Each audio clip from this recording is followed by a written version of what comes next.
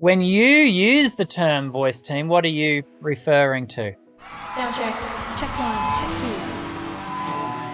check It's a really it's a wide group of people that could possibly help you on your voice journey. So the first thing that comes to mind, obviously, for me is the health of the voice. So we would need somebody who can take care of that. So they're doctors, laryngologists, and speech language pathologists that would help out with that.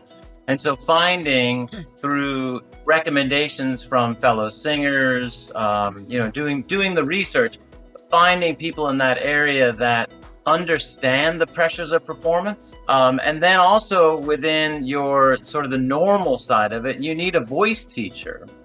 But specifically, you need a voice teacher that's going to help coordinate the instrument, build and coordinate the muscles, and help you get to a point where you can say what you want to say and be the artistic person that you want to be.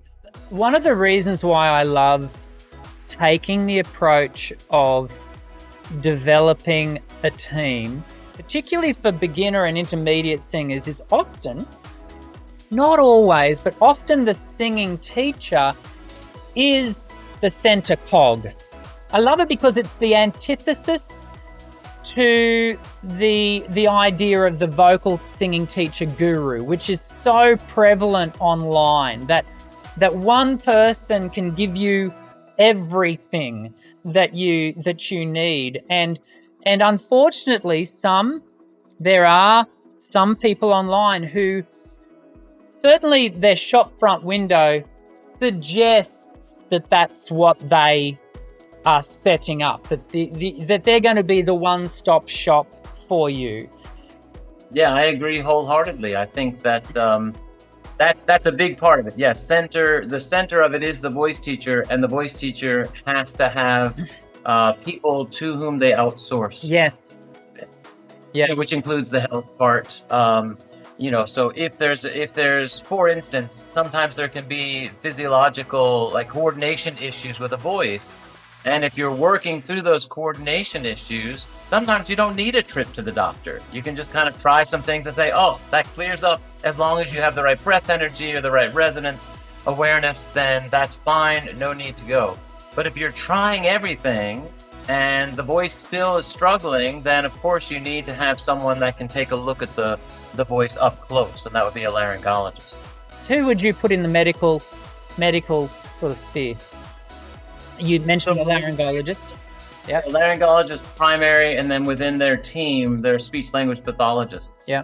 And the front line, if somebody has to have some kind of operation or something, they would be the people that would begin the rehabilitory process. Yeah.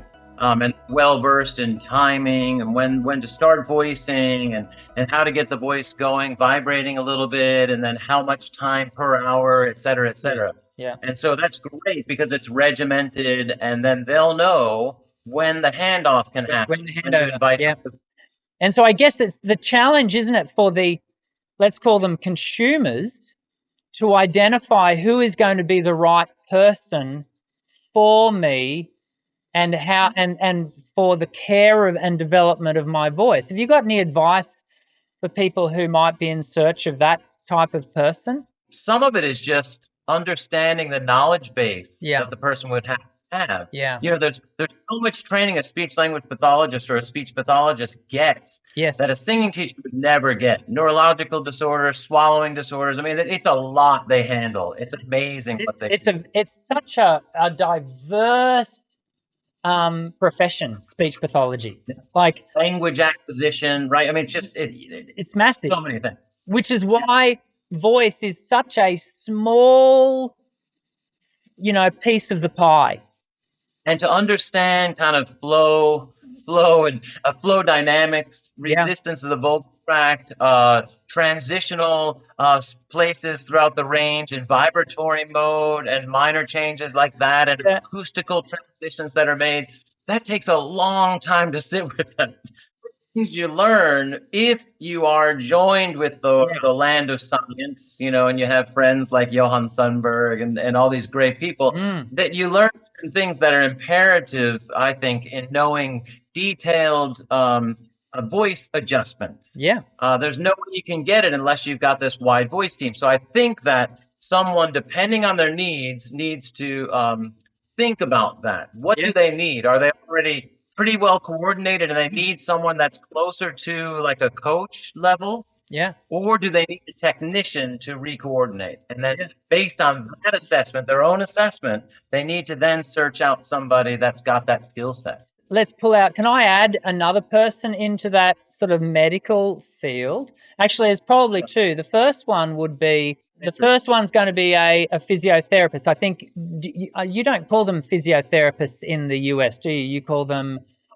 I do sometimes because I work with a lot of people from outside of the US. Right, okay. Physical therapist. Physical therapist, very intentionally working with particularly TMJ work, temporomandibular joint, but also shoulder, neck. It's so important to have all of that in balance. So I think they can be a really fantastic addition to your team.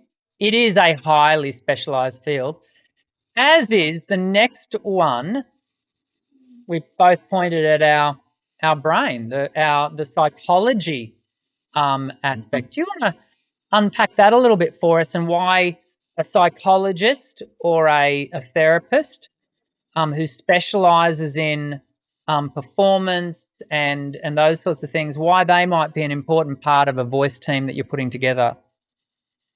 Yeah, I think one of the biggest things that impacts us as performers is our mindset. So we end up being burdened sometimes by our voice identity that comes from childhood, and to kind of dig through that, it takes a trained professional to dig deeply into why someone might have a negative impression of their own voice, or they feel too vulnerable to share the way you need to share with your voice, and so they chronically kind of hold on or tighten up on their voice.